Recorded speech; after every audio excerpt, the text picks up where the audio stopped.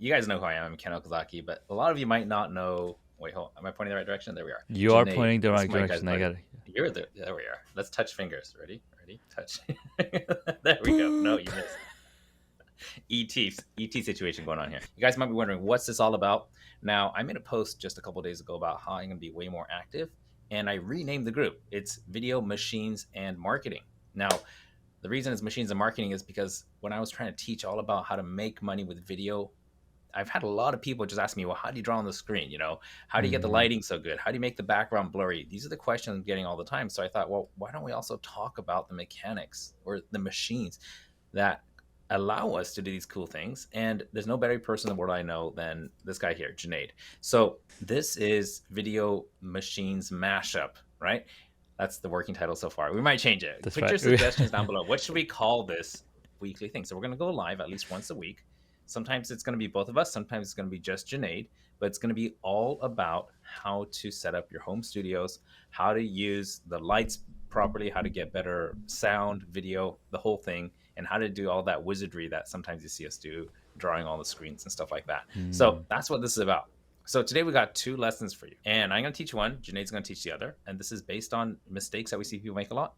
But the most important thing to know is that if you have a question, put it in the comment below here or ask in the group, because we got this big Trello board with a whole bunch of ideas for stuff that we're going to start shooting. But it's even cooler if the ideas for what to teach come from you. And if you notice that we're streaming from Junaid's account, and it's because this is going to be a show that he sometimes does without me, and I will come in as much as possible. So that's the intro. So what are the two things today, Junaid, that we're discussing? All right, so the first thing that we want to talk about is getting the best camera angles when you are using your video machine. Now, this video machine could be your phone, it could be a DSLR camera, it could be literally anything that has a camera on it. And what are some of the best angles? Ken, you've got some bird's eye view on a lot of the content that you've been creating. You've been helping a whole bunch of folks create this amazing content. What are some of the best angles that we can use our set up our cameras to capture? Yeah, really good question. So let's pop me up to full screen here, and I'm going to switch to my phone here. All right. Now I've just got, this is a regular iPhone.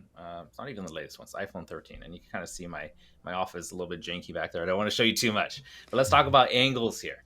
Now I'm looking right at the camera right now, and I've got the camera held up at eye level, and this is this is pretty typical. But if you're using a laptop, then most likely, and I'm trying to estimate where the laptop would be, this is exactly the height that a laptop webcam would be. And as you can see, we're looking up from a lower angle, and this is the default angle that a lot of people have.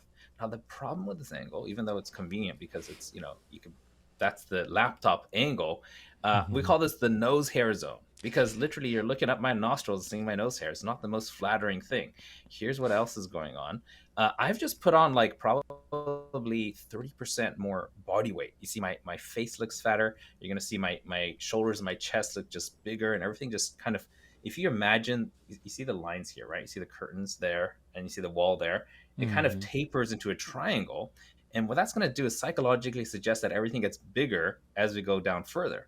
So the problem with this angle, even though it's convenient, is that I look fatter, I look bigger, and I'm also technically I'm looking down on you, which doesn't actually sound good, does it? Looking down on people. Mhm. So this is the default.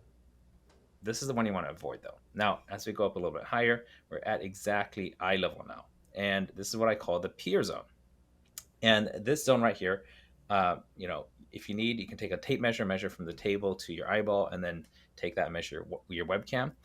This is my favorite angle. And the reason it's my favorite is because it's the exact angle you'd be like, even if you're tall or short.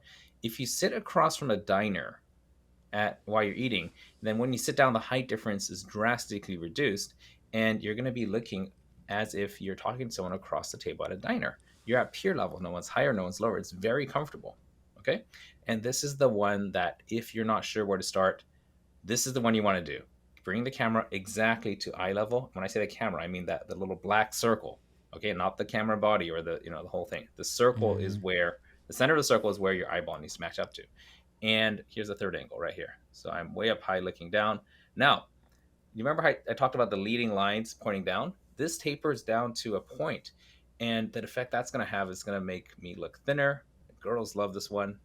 They could have the slim body and the pizza. That's really cool. They get the big bright shiny eyes, the pointy chin, and here's what you want to watch out for. If you exaggerate this too much or go too high, then think about when's the last time you looked at somebody from this angle. Probably when you're looking down at little kids, right? And psychologically, you're imprinting on someone that you might be inferior, small, or childlike, and that might be imprinted in people when they watch your videos. And I have some clients who are really into that angle because they want to eat all their pizza and still look super fit. And I sometimes say, hey, tone that down a little bit. Go from here to maybe right around here. Like Just a try little, not to yeah. go higher than maybe your hairline as far as the height goes. So that's it. Those are the three zones that I highly recommend you become familiar with. There's the nose hair zone. All right, avoid that at all costs. You Yeah. got the peer zone, and then you got the Instagram zone. And once you understand that and use those handles, you can very quickly figure out, why is my video looking kind of wonky? Why am I looking fat or skinny or childlike? Or why does it feel unnatural? Think about those Mm, three zones. Which one are you intentionally using, and why? And then I think that's gonna, do tons as far as getting your videos looking better and you actually appearing in, it's kind of a pun, but how are you positioned, right? Are you yeah. positioned as a leader, as a child, but also, it's the what angle is your viewer literally viewing you from, from a Yeah. superior angle, an inferior angle, or a peer angle, and it's gonna make a difference how people feel when they see your video. So that's it. That was super short. Hope that was helpful. I'm gonna hand the mic over to Junaid for That this next was part. that was absolutely amazing. I mean, it goes to show, I mean, when you are taller, you're looking down, or you're a parent, you're looking down on kids, and that's the kind of the context. They're like, oh, because when my 1 year old walks up to me, he's just looking up, like, hey, pick me up, dude. I want to be the same level as you are. So creating video content also sets the people in that same kind of zone and mentality. So Yeah. thank you. Once I was in a Zoom call with someone, a client, and this is during lockdown, and everybody's still getting used to, Zooming and stuff, right? So, there's a fourth angle, and this is the one you really want to avoid at all costs. So he's sitting down in his living room, right? And then, it's comfortable. He's used to sitting down and working there. He sets his laptop down on his coffee table, and we're having this discussion.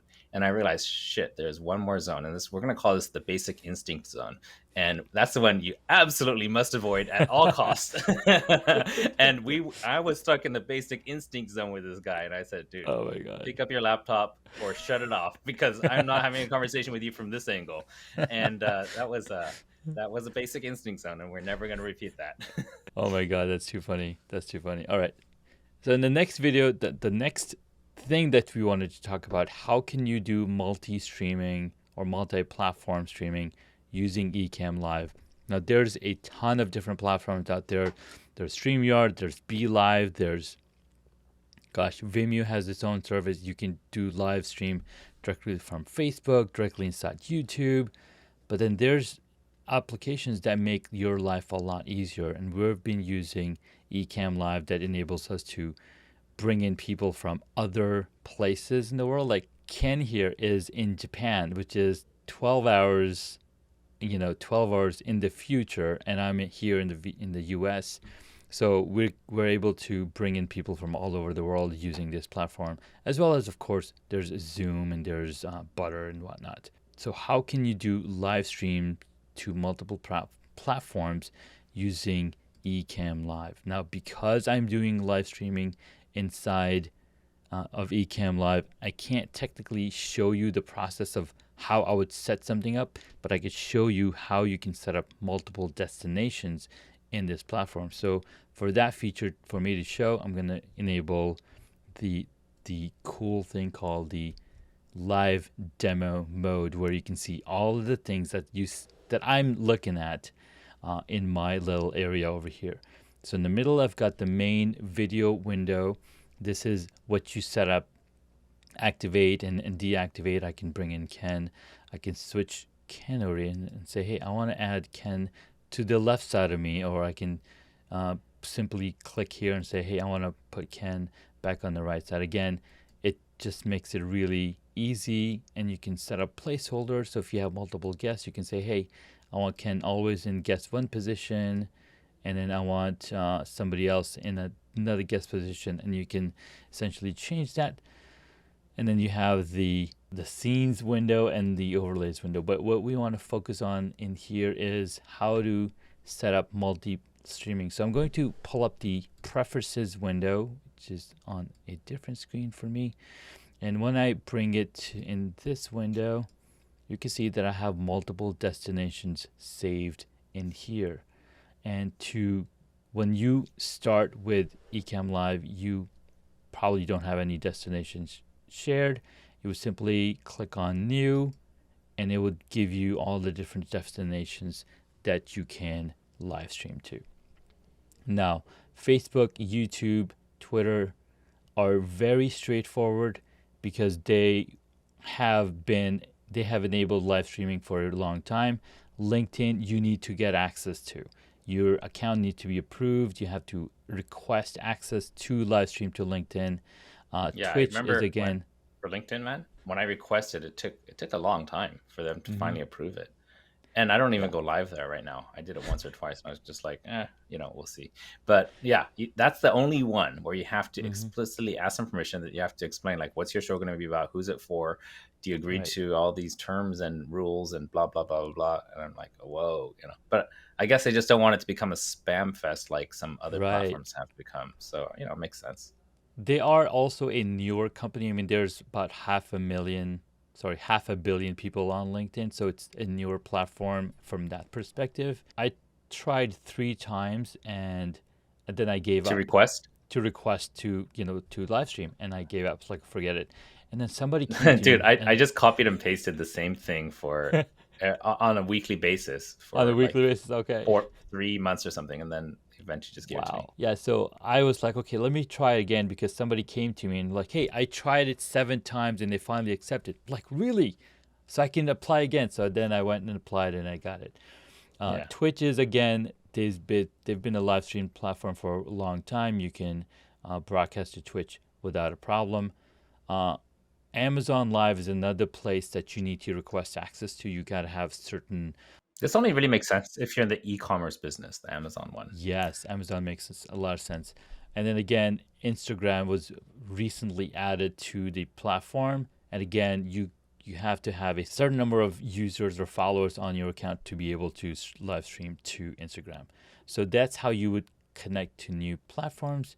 And then once you're done with that, right now we are doing a live stream, so I can't really show you how to create a new live stream, but we will have a video posted later on that will walk you through. Hey, here's how you add multiple platforms, create description and title for the window, as well as if you want to schedule a post for a later viewing, you can actually attach a thumbnail that will then show up on YouTube and Facebook, telling people that, hey, this person is going to do a live stream pretty soon.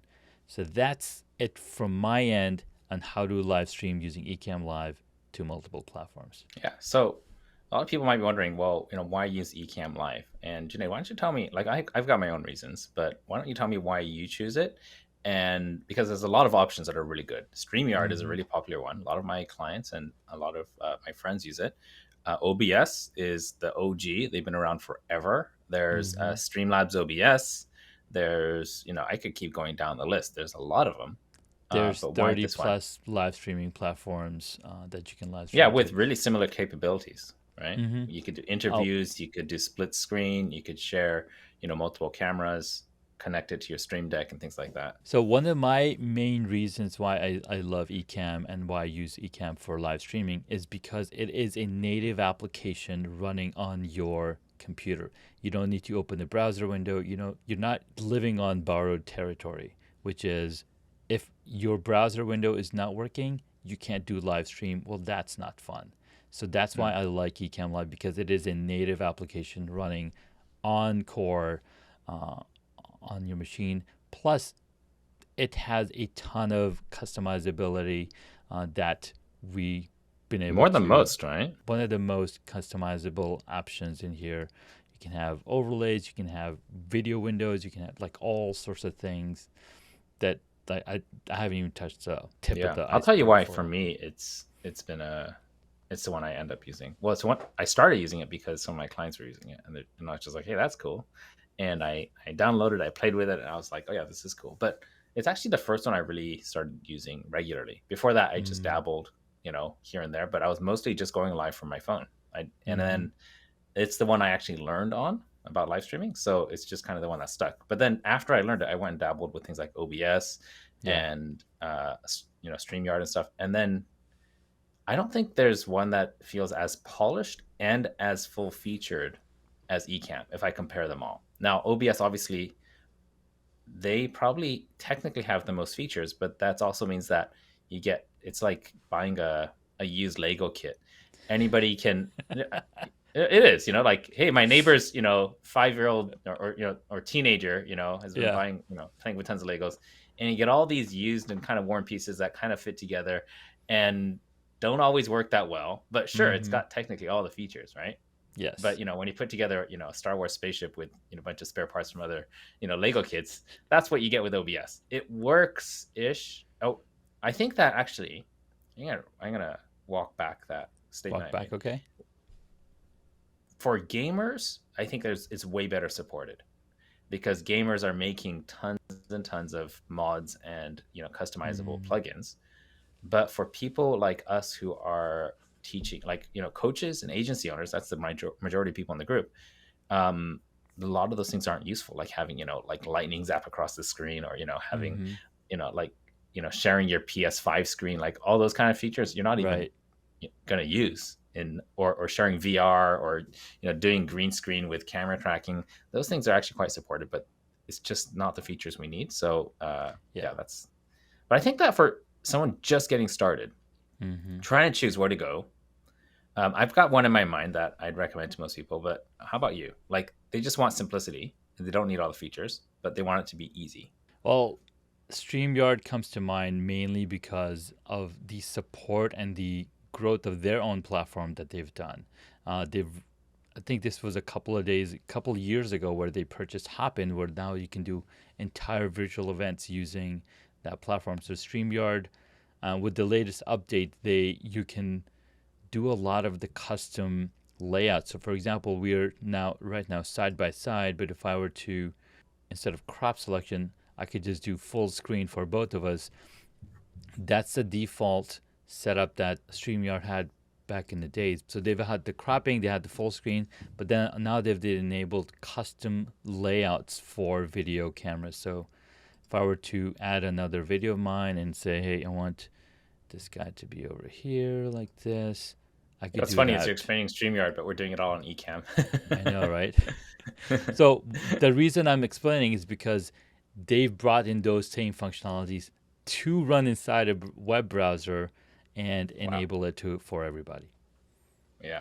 Now, one thing I know about Chrome is that they don't allow more than one camera per browser window. Hmm. Is that still the case with StreamYard? Last I checked, I think you can have multiple cameras, but you got to have the pro account to be able to do multiple Really? cameras inside That's StreamYard. interesting. Maybe I'll start playing with that because a lot of my clients Yeah. are using StreamYard and they're like, "Can the Go box work with StreamYard?" And it does, but some of the features are difficult to access. Okay, so let's wrap this up. So what we're gonna do, guys, is we're gonna carefully look at the comments. I think our peak during this stream, Junaid, was 2 people. So Yes, it we was. we got to get people more interested. Now, I want to say that, like, Junaid is one of the best people I know when it comes to setting up home studios. So if you're looking for help with home studio setup, then I think first of all, ask your tech questions in here. Look through the library of stuff. You might get a lot of it answered. But what I know is that if you have more time than money, then do all that research. If you have more money than time, then hire the who. Don't try to figure out the how.